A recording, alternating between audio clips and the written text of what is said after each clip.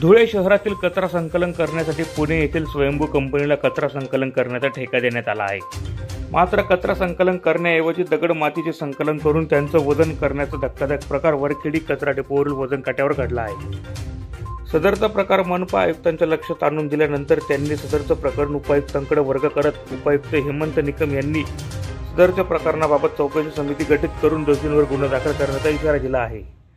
या प्रकरणी मनपा प्रशासन दोषींवर खरंच गुन्हा दाखल करणार की पहिले पाडे 55 गिरवणार याकडे धुळेकरांचे लक्ष लागून आहे. शहरातील ओला आणि सुका कचरा संकलित करण्याचं काम पुण्याच्या स्वयंभू कंपनीला देण्यात आलं आहे. त्याकरिता मनपा प्रशासन संबंधित ठेकेदाराला महिन्याकाठी लाखोचे बिल देखील अदा करत आहे. 7 वर्षांचा हा ठेका मनपाने संबंधित कंपनीला दिला आहे. मात्र कचरा संकलित करण्याचं काम देऊनही वजन काट्यावर कचऱ्याऐवजी दगड माती विटा यांचं वजन करून बिल काढले जात आहे.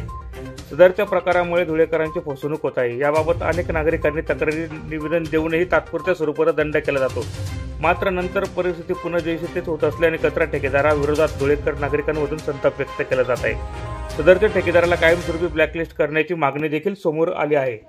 आपण जी तक्रार केलेली आहे आता त्या तक्रारीबद्दल सेपरेट टीम मी आता नियुक्त करतोय उद्यापासून की जेणेकरून जो कचरा उचलला जातोय त्यात नक्की कचरा उचलला जातोय की दगड आणि माती सकट ते वजन केलं जातं याची सविस्तर पाहणी केली जाईल. जर का त्यात दोषी आढळले कोणी त्याच्यावर कारवाई पण करण्यात येईल, दंडही त्या संबंधित ठेकेदाराला करण्यात येईल व इथून पुढे असा प्रकार घडणार नाही याची शाश्वती करण्याचा मी माझ्या जे काय माझे अधिकारी आहेत जे सॅनिटरी इन्स्पेक्टर आहेत त्या सर्वांना मी आता लेखी आदेश काढत आहे. दंड पण करणार आणि कारवाई पण करणार.